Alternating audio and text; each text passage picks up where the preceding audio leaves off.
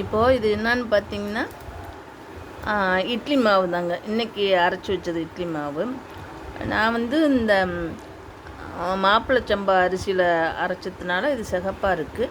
இதை வச்சு ஒரு இன்ஸ்டண்ட்டாக ஒரு பலகாரம் செஞ்சு காமிச்சிட்டேன். ஏன்னா திடீர்னு யாரும் விருந்தினர்கள் வந்தால் கூட அப்படி அந்த இட்லி மாவில் இந்த இது என்னான்னு சொல்லு போண்டான்னு சொல்லலாம்.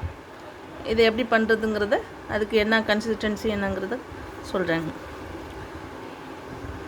இப்போது இந்த இட்லி மாவில் நான் கையாலே எடுத்துட்டேன், 2 கை எடுத்துட்டேன்.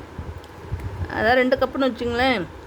அதுக்கு 1 கப்பு கோதுமை மாவு, அடுத்து 1/2 கப்பு வந்து கேழ்வரகு மாவு. இதை மட்டும் எடுத்துக்குங்க, போதுமானது.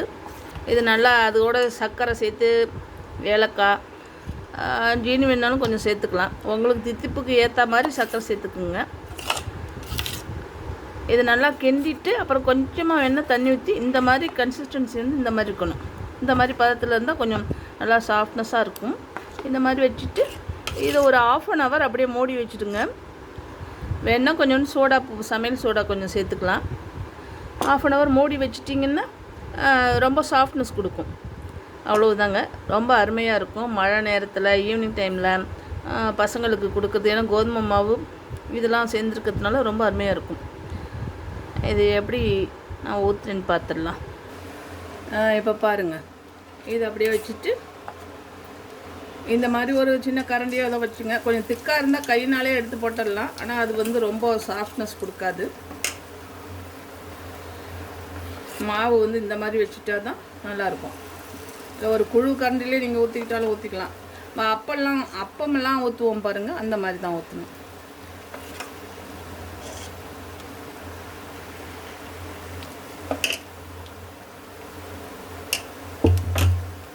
இது நல்லா அப்படியே மேலே நல்லா மிதந்து வந்துடும். எடுத்தோன்னு காமிக்கிறேன். இப்போ நல்லா வெந்துச்சு. இப்போ போடும்போது வந்து நார்மல் தீயிலே வச்சுக்குங்க. அப்போ தான் பொஸ்ஸுன்னு உப்பி வரும். அதுக்கப்புறம் கொஞ்சம் குறைவாக, சிம்மை விட அதிகமாக வச்சுக்கிட்டிங்கன்னா நல்லா வெந்துடும். உள்ளே நல்லா ஃப்ளப்பியாக இருக்கும். இந்த பார்த்திங்களா, இந்த சின்ன பிள்ளைங்களாம் நல்லா விரும்பி சாப்பிடுவாங்க.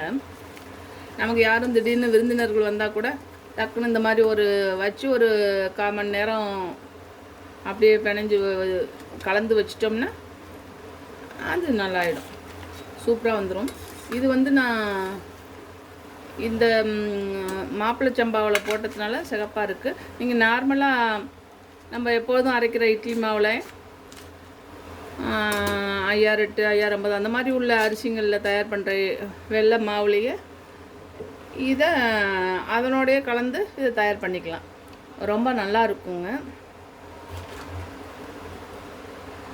இப்போ அந்த இருக்குது. இது எப்படி பொட்டு காமிச்சிடுறேன். இந்த பார்த்திங்களா, இப்போ நல்லா சொலையாக இருக்கும். அப்படியே பணியாரத்தை விட ரொம்ப நல்லாவே இருக்கும். நல்லா இன்னும் கூட கொஞ்சம் தண்ணி விட்டாலும் இன்னும் கொஞ்சம் நல்லாயிருக்கும். கொஞ்சம் கெட்டியாக இருந்தோம்னா கொஞ்சம் போண்டா மாதிரி இருக்கும். இந்த மாதிரி எடுத்துட்டோம்னா ரொம்ப நல்லாயிருக்கும். இப்போ நல்லா சுவை நல்லாயிருக்கும். ஏன்னா அந்த மாவு அப்புறம் நம்ம கோதுமை கேழ்வரகு மாவு எல்லாம் போடுறோம் இல்லையா, அதனால ரொம்ப நல்லாயிருக்கும். இந்த மாதிரி பண்ணி சாப்பிட்லாம். இதிலே வந்து காரமாகவும் பண்ணி சாப்பிட்லாம். சுடுது அது காரம், வெங்காயம் பச்சை மிளகாய் கருவேப்பிலையெல்லாம் போட்டு கார போண்டா மாதிரியும் நம்ம இதே மெத்தட் அப்படியே பயன்படுத்தி இந்த பாருங்க கார போண்டாவாகவும் நம்ம பயன்படுத்திக்கலாம்.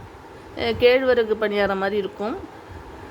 சுவை நல்லாயிருக்கும். இது எந்த ஒரு நெஞ்சு கரிப்பு எதுவுமே பண்ணாது, ரொம்ப நல்லாயிருக்கும். இந்த மாதிரி பண்ணி சாப்பிட்லாம்.